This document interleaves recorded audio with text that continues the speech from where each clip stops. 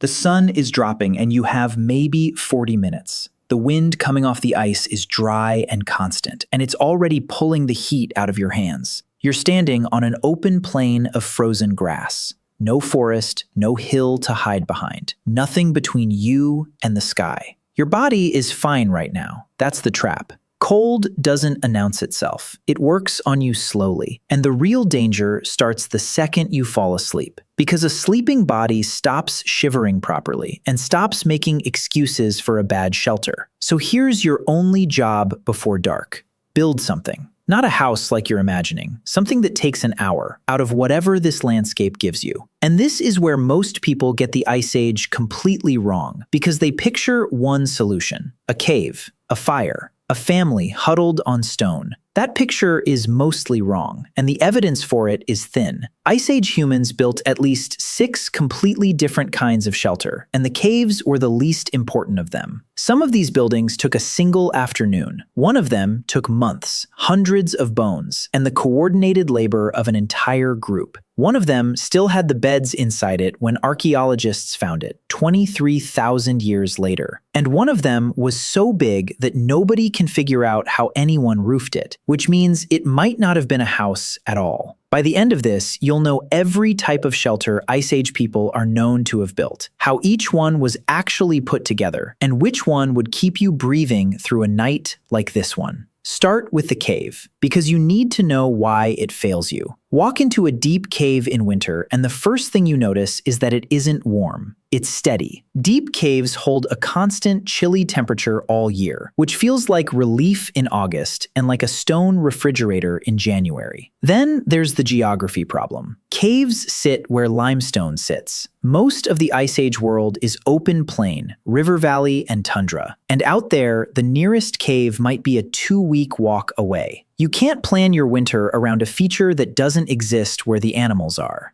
And when you dig into the sites that people did use, the living debris almost never sits deep inside.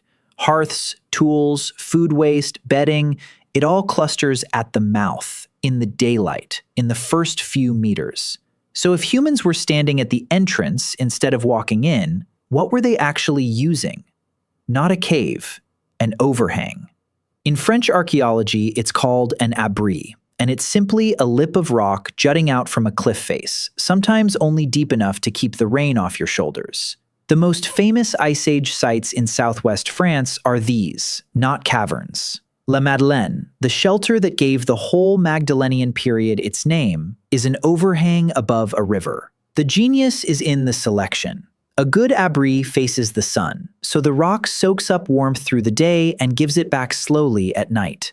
It turns its back to the prevailing wind. It sits above the valley floor, high enough to escape the cold air that pools in the bottom after dark, low enough that you're not exposed on the ridge. There's a reason the good spots feel obvious once you're standing in them. Terrain does half the work of a wall, and it costs you nothing to use.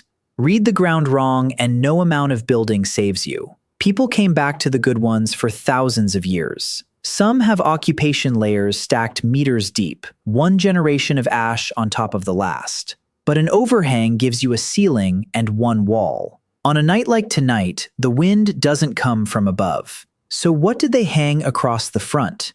They built a wall.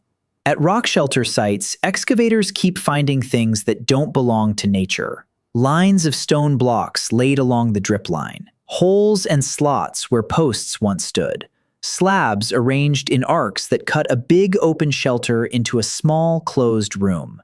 That's the whole trick. You're not trying to heat a cliff. You're trying to make a pocket small enough that 4 bodies and 1 fire can warm the air inside it. And then you seal that pocket with hides stretched across a frame.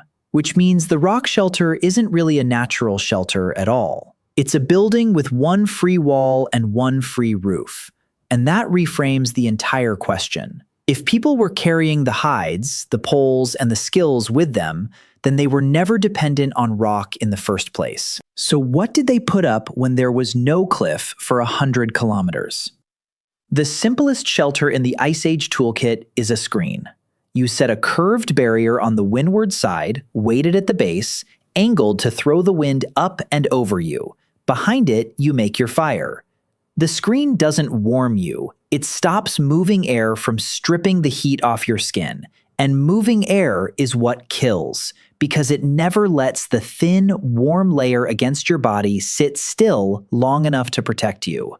You can build this out of brush, bone, hide, stacked turf, or heaped snow. It takes one person an hour. The screen also teaches you the rule that governs every shelter after it. Heat leaves a body 4 ways, and 3 of them are made worse by an open plane. So the first structure you ever build isn't a room, it's a decision about which direction the danger is coming from. The problem is what it leaves behind. Almost nothing. A windbreak rots, blows away, or melts, and after 20,000 years, there's no wall to excavate. So for a long time, archaeologists could only find the shelters made of stone and bone. The light ones were invisible. Then, someone worked out how to see a building that isn't there. The method sounds impossible, and it's beautifully simple. You map the rubbish. At the open-air camp of Poncevent in northern France, reindeer hunters left their gear scattered exactly where they dropped it. Excavators recorded the position of every flint chip, every bone splinter, every scrap of burnt fat across huge open surfaces. Patterns appear. Around each hearth, there's a dense ring of small waste, the stuff that falls between your knees while you work. Further out, there's a band of bigger pieces, the things you toss over your shoulder. And in some units, there's a hard edge, a line where the debris simply stops and then starts again beyond it. Nothing in nature makes a straight edge like that. A wall does. The finds are the shadow of a tent that rotted away. Even better, broken flints can be refitted like a puzzle, and when 2 halves of the same stone sit on opposite sides of a camp, you can see people moving between shelters. If you're enjoying pulling these forgotten homes back out of the dirt, subscribe now, because the next shelter came with a stone floor and a fire big enough to change how we think about Ice Age life. At Gonnersdorf, on the Rhine in Germany, people did something you wouldn't expect from hunters who were supposed to be constantly on the move. They laid a floor. Flat slate slabs, hauled in and fitted together into large, circular, and roughly trapezoidal surfaces, several meters across, with hearths set into the middle. Some of those slabs carry engravings, and the paving survives where everything else has gone. A paved floor is a serious statement. It's heavy, it takes hours, and it only pays you back if you're staying long enough to care about a dry, level surface underfoot. Around the paving sit rings of larger stones. Those aren't decoration either. Drop a stone ring along the edge of a hide cover, and you've pinned the skirt down so the wind can't get under it and lift the whole thing off you. That's the difference between a tent and a kite. But that camp holds a clue about who was inside those big tents, and it isn't a family. The stone tools at Gonnersdorf didn't all come from nearby. Flint at the site traces back to sources in different regions, some of them far apart, arriving in the same camp at the same time. Groups were converging here from separate territories, and the structures they left behind are among the larger Magdalenian tents known, with substantial hearth arrangements at the center rather than a single small fire. Think about what that means for the building. A shelter for one family can be small and mean. A shelter that has to hold visitors needs floor space, a fire big enough for a crowd, and a surface that doesn't turn to mud when 20 people are standing on it. So some of these tents weren't just protection. They were the room where separate groups met, traded, arranged marriages, and swapped news that could keep you alive next season. Still, a floor and a wall leave you sitting on top of the coldest air in the landscape. Somebody figured out how to get underneath it. In Siberia, near the Angara River, sits the site of Malta. The dwellings there weren't set on the ground. They were set into it, dug down roughly 0.5 meter to 70 centimeters, so the sleeping floor sat below the surface of the plain. The walls went up from that pit using heavy animal bone and stone slabs. Reindeer antler and mammoth bone framed the roof, and hide went over the top. Sink a floor, and the ground does the work for you. Below the surface, the earth stays far steadier than the air. The wind passes over your head instead of against your body, and every gust that would have hit a wall now hits dirt. At Malta, there wasn't one of these. Excavation traced around 15 dwellings across the site, spread along a river terrace, which starts to look less like a camp and more like a village. So, who was doing all this digging in frozen ground with no metal? Now, the strangest building of the entire Ice Age. In 1965, a farmer in Mizhorich in central Ukraine was deepening his cellar and hit a mammoth jawbone. He kept digging. Under his yard were the collapsed remains of 4 structures made almost entirely from mammoth. They're modest in footprint, roughly 12 to 24 square meters inside, but they're built from hundreds of bones, and the arrangement isn't random. Heavy skulls go down first as the foundation ring, set with the sockets facing outward. Jawbones get stacked in interlocking rows like scales, each one holding the next. Long bones and shoulder blades fill the wall. Tusks curve over the entrance and brace the frame. A hearth sits near the center of the floor. Hide went over the frame, and earth was probably packed against the base to seal the joins. Recent dating puts the largest of them in the coldest stretch of the last glaciation, roughly 18,000 years ago. But the walls aren't the reason Mizhorich matters. It's what people left on the floor. Among the finds from the site is a piece of mammoth tusk with a pattern cut into it that has been read as a schematic map of the surrounding area. There's a mammoth skull marked with red ochre, painted in dots and lines, which has been interpreted as an instrument. There are ornaments of bone and ivory, hunting gear, and pits packed with tools, bone fragments, and ash. None of that belongs to people passing through in a panic. Decorated objects take time. A map means somebody was thinking about the land beyond the doorway and explaining it to someone else. So when you picture yourself inside one of these, don't picture survival grimly endured in a bone igloo. Picture a low-domed room, warm enough to sit up in, firelight on ivory, a floor scattered with the mess of ordinary evenings, which raises the question that has bothered archaeologists for 60 years. Where do you get hundreds of mammoth bones? You do not get them by killing a herd. That was the old assumption, and the evidence keeps pushing back on it. At Kostenki in Russia, researchers ran dating and biomolecular work on the mammoth remains from the big structure there. 2 of the jaws came back centuries older than the rest of the material, hundreds of years older, which is not possible for animals killed in one event. That means the builders were collecting. Some bone came from hunting, and plenty came from the landscape itself, from natural death sites where carcasses piled up along rivers and in gullies. The testing also showed the mammoths were mostly female, which points at herds rather than lone bulls. So picture the real work, not a hunt, a haul. A single mammoth skull is a crushing weight, and every piece had to be found, judged, lifted, and carried, then fitted by people who understood which bone could take a load and which would split. And Mizhorich is not a freak, not even close. Circular structures made of mammoth bone turn up across a huge sweep of the Ice Age world, through Ukraine and Western Russia and into Moravia and Poland, with roughly 70 of them known on the Central East European plain. They share a recipe, a ring of heavy bone at the base, pits dug around the outside, hearths in and around the floor. Different valleys, different centuries, same solution arrived at again and again. Try to price one of these buildings in labor and the numbers get uncomfortable. Every heavy bone has to be located somewhere in the valley, judged, dragged, and lifted into position. And the big ones are far beyond what one person can move alone. This is days of coordinated work by a group that has to keep hunting, cooking, and minding children the whole time it's building. That's what separates a shelter from a building tradition. Somebody was taught this. A person who had never seen a tree taller than a bush knew which bone goes at the bottom, how to lock a row of jaws so it doesn't slide, and how many people it takes to lift a skull into place.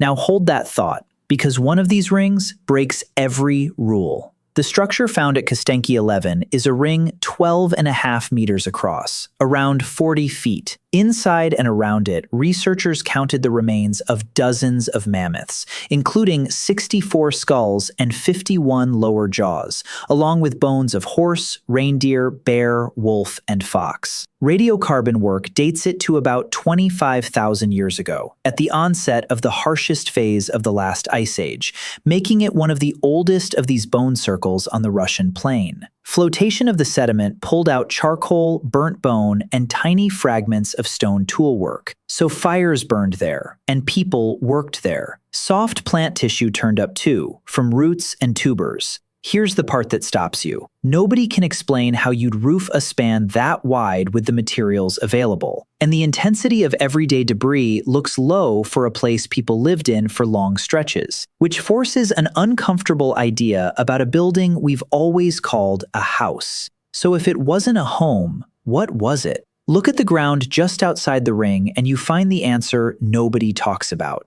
Pits. Big ones, dug around the perimeter, packed with mammoth bone. Those pits are the part of the shelter you'd never draw. In a frozen landscape, a hole in the ground is a store. You can pack meat into it and let the cold hold it. You can stack bone in it and burn that bone later. You can dump waste in it so it isn't sitting in your living space attracting things with teeth. Some of these pits may simply be the quarry, the place the loose sediment came from that was heaped against the walls. The big Kostenki circle may have been a work site, a cache, a place a group returned to when the plain froze solid, or something with meaning we can't reach. Not every circle of bone was somebody's bedroom, which leaves one thing unexplained. Why here? Why this exact patch of frozen plain? The decision that matters most gets made before a single bone is lifted.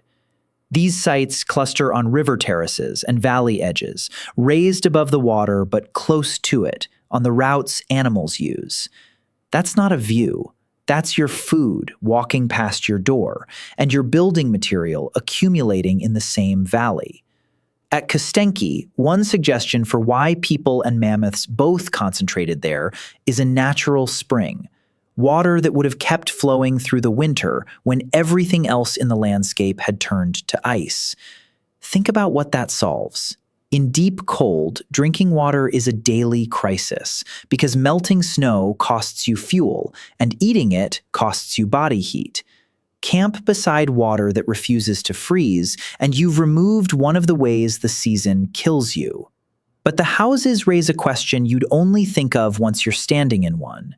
How many people were squeezing inside? The floors are tiny by our standards. The Mezhey-rich structures run about 12 to 24 square meters. The Siberian dwellings measure roughly 3.5 to 8 meters across. That's a bedroom, not a hall. And it's deliberate, because every extra cubic meter of air inside is space your bodies have to heat. A person at rest gives off steady warmth, and a small sealed room full of people plus one fire becomes genuinely livable while the air outside stays lethal. Cut the volume in half and you have the work. That's why these buildings are low and domed rather than tall and square, and why the doorway is small. So sleeping shoulder to shoulder wasn't a hardship they put up with. It was part of the heating system. Which brings up the one thing that could still take the whole shelter down. You can't burn a mammoth bone with a spark and hope. Out on the mammoth steppe, firewood is the scarce resource, and it's the one your survival is built on. Bone burns. Fat inside it makes it burn hot and long, which is exactly what you want in a landscape stripped of trees. But bone is stubborn to light, and the evidence from these sites shows both things together, charcoal and burnt bone in the same deposits. You start with wood, brush, dung, or dry grass, and once the fire is fierce, you feed it bone, and the bone carries the night. That's why fire was carried and guarded, rather than casually made. Losing it inside a high dome in a place with no forest isn't an inconvenience, and it introduces a danger the walls create. A fire inside a sealed skin house makes smoke and carbon monoxide, and both settle in with you. Every one of these dwellings needed a hole and an airflow, A vent at the peak, a gap under the skirt, drawing air in low and pushing bad air out high. Seal your shelter perfectly, and it becomes the thing that kills you. And there's one more thing this house needs that no excavation can hand you. Every shelter in this story ends at the same missing layer: the cover. Bone gives you a frame. Antler gives you rafters. Stone gives you a floor and a set of anchors. None of that stops wind on its own. What seals a frame is hide, and hide almost never survives, which is why the covering is the part reconstructions have to argue for rather than dig up. That skin is also the most expensive component you own. Each one has to be taken off an animal, scraped, worked soft, and stitched to the next. And a dome large enough for a family swallows a lot of them. It's heavy to carry, and it's the first thing you'd take with you when the group moved on. Then there's the gap you can't avoid: the doorway. It's the weak point in the wall, kept low and narrow, sometimes braced by tusks, and covered by a flap you can drop behind you. So which shelter would actually get you through tonight? Hold that, because someone deliberately built a fire inside a hut that was hot enough to bake stone. At Dolny Vestonice in Moravia, one hut stands apart from the rest of the settlement. Its floor was cut into a slope. The edge was reinforced with a wall of earth and stone, and post holes in that wall show where the roof supports stood. In the middle of the floor was a kiln, a domed fire structure built to reach the kind of heat that turns wet clay into ceramic. The people there weren't making pots. They were firing figurines and small animal shapes out of local clay mixed with ground bone, thousands of years before pottery exists anywhere as a technology. Notice what this tells you about the settlement. A separate structure, on the edge, built around a dangerous heat source, away from where people slept. That is zoning. That's a group that thought about which building does what. So if a hut could be a workshop, what did the ones people actually slept in look like on the inside? For that, you go somewhere the Ice Age doesn't usually take you: to the shore of the Sea of Galilee. The camp at Ohalo 2 was drowned by the lake and buried in mud for 23,000 years. Water and silt kept out the oxygen, and everything that normally vanishes survived. 6 huts, oval and kidney-shaped, built from brush and branches, with hearths outside them on the ground. Something else survived too: the beds. On one hut floor, excavators found bundles of grass stems laid out in a repeated pattern around the edges of the room, covered with a thin layer of packed clay. Sleeping places, prepared and arranged in a shelter that had a deliberate floor rather than bare dirt. There's a detail that makes it feel painfully human. The huts burned more than once, and each time people rebuilt on the same footprint, which is why the excavation found stacked floors, one over the other, in the same spot, which tells you the wall was never the most important part of the shelter. The ground is a heat thief, and it never stops. Air steals warmth slowly. Cold earth pressed against your body pulls it away far faster, all night, silently, from the parts of you that are already touching it. You can survive a night with a bad roof. You will not survive many nights lying flat on frozen dirt. That's what the grass bedding at Ohalo 2 is really evidence of. Not comfort, insulation. A thick, springy layer full of trapped air between a sleeping body and the cold, held down and kept tidy so it stays where it's needed. Everything else follows the same logic once you see it. The slate paving that keeps damp out, the sunken floors set below the wind, the packed earth surfaces at bone dwellings, the layer of clay pressed over the bedding to hold it in place. Ice Age shelter isn't about the shape you see from outside. It's about the surface you lie on. And this raises a question people rarely ask out loud. Were our species the only ones doing this? At Moldova in the Dniester Valley, there's a layer with no modern humans in it at all.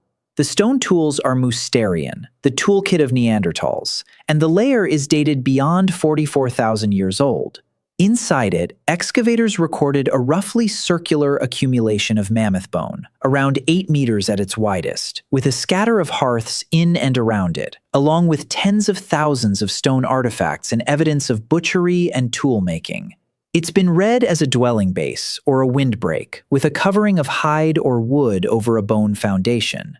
The interpretation is argued over, and honest researchers say so, because a pile of bone can form in more ways than one. But whichever way that debate lands, the location is the point.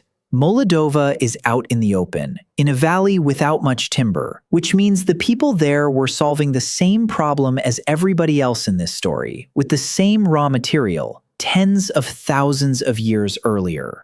So how did any single group know which shelter to build? They didn't build one. They built to a calendar. Follow a group through a year, and the architecture changes shape with the weather. In the warm months, when you're moving with the herds, the answer is fast and light. A screen, a hide over poles, a hearth in the open, gone in a morning. As the cold closes in, the investment goes up. You come off the exposed ground. You choose the sheltered terrace, the sunny overhang, the river bend where the animals concentrate. You put in the floor. You haul the heavy material. That's why Mazarich has been read as a winter place. Structures like that only make sense if you're going to sit still and let the worst of the year pass over you. And the recent dating work there says something unexpected about how those bone domes were used, which cuts against decades of assumption. New radiocarbon work on the largest Mazarich structure puts its construction and use in the coldest window of the last glaciation, and the analysis suggests the actual occupation was short, possibly a single stay or a few visits spread across a long span of time. Read that again in survival terms. Hundreds of mammoth bones, hauled and stacked and fitted for a shelter that might have been used for one brutal season. That's not wasteful. That's a decision. The cost of building it was less than the cost of being outside without it. When conditions crashed, you spent everything you had on the structure that got your family through. And if the group moved on afterwards, the bones stayed standing on the plain, waiting. Which means these things were sitting in the landscape, empty, ready. And that changes what a shelter even is. Look at where the buildings sit relative to each other, and another layer appears. At Mazarich, the four structures cluster, with pits and work areas around them. At Malta, the dwellings run in a line along the terrace. At Ohalo, the huts sit in a group, with hearths out in the open between them and a rubbish area off to one side. At Dolny Vestanica, there's a hut set apart for firing clay. None of that is accidental. Cluster the buildings and each one shields the next from wind. Keep the fires and the mess outside the sleeping space. Put the dangerous work at the edge. Leave a shared area in the middle where people cook and nap and talk. That's a settlement plan, made by people with no writing and no surveying, repeated across thousands of kilometers of frozen ground. And yet, the list you've just been given is almost certainly incomplete. Everything that survives from the Ice Age survives for a reason. Bone lasts. Stone lasts. Anything soft only lasts when a lake buries it in mud or a cave seals it from air. So think about what that filter removes. A shelter built from branches and bark in a wooded valley leaves you a stain in the soil at best. A structure of packed snow leaves you nothing at all, not one trace, because in spring it becomes water. That's not a license to invent buildings nobody has found. It's the opposite.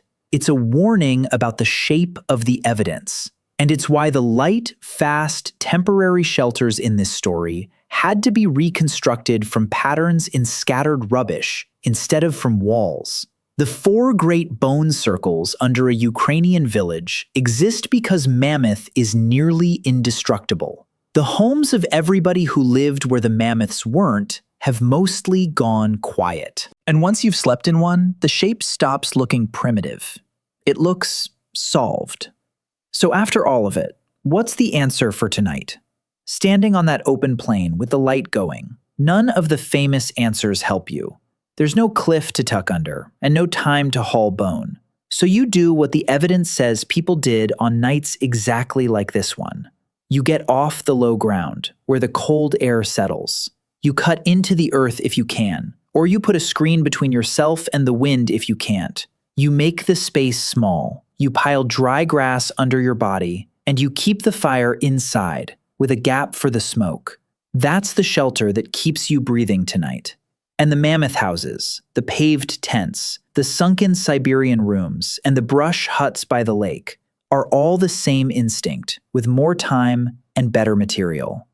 There was never one Ice Age shelter. There was a system, and the system is what kept you alive. It runs the same way at every site in this story. Choose ground that isn't a trap, out of the wind and off the valley floor. Build the smallest enclosed space your group can fill with body heat. Get insulation between you and the earth. Put fire inside it and give the bad air somewhere to go. Anchor the cover so the wind can't take it. Then, match the effort to the season. Cheap and portable when you're moving, expensive and heavy when the cold sets in for months. Rock, brush, hide, bone, antler, slate, packed clay, and dug earth were just what was lying around. The idea underneath was identical every time. Nothing about that is guesswork dressed up as science. It's what the floors, the fires, and the rubbish actually show. And here's what that idea actually was. Ice Age humans invented the inside.